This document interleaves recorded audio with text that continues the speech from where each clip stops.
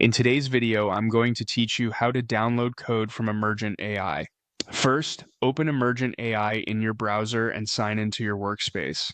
You'll land on the home area, which is where you can create new projects. For today, we're focusing on getting code out of a project that's already been generated, so we'll use the existing dashboard. On this page, scroll down until you see the section labeled Recent Tasks. This is where Emergent lists your latest AI-generated sites or apps. Find the entry for the site you want to export and open it. That will take you into the project space where you can manage outputs and assets.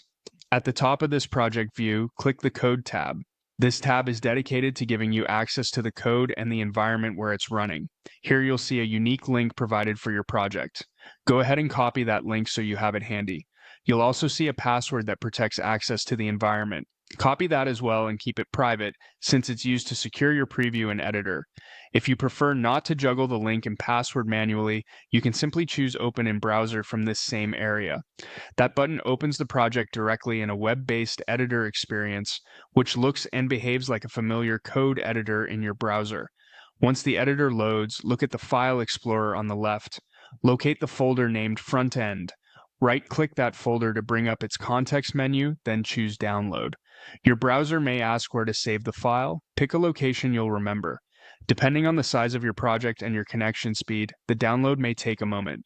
If your browser blocks pop-ups or downloads, allow them for this site so the process can complete smoothly. After you've started the front-end download, you can repeat the same action for the back-end folder if your project includes server code and you want a local copy of that as well. Just right-click the back-end folder and choose Download. Large folders can take longer. Let them finish before closing the tab. That's it. You accessed your project, opened the code area, used either the link and password or Open in Browser to launch the editor, and then downloaded the front end and optionally the back end directly from the File Explorer. When everything completes, you'll have your project code saved locally and ready to use in your own development environment.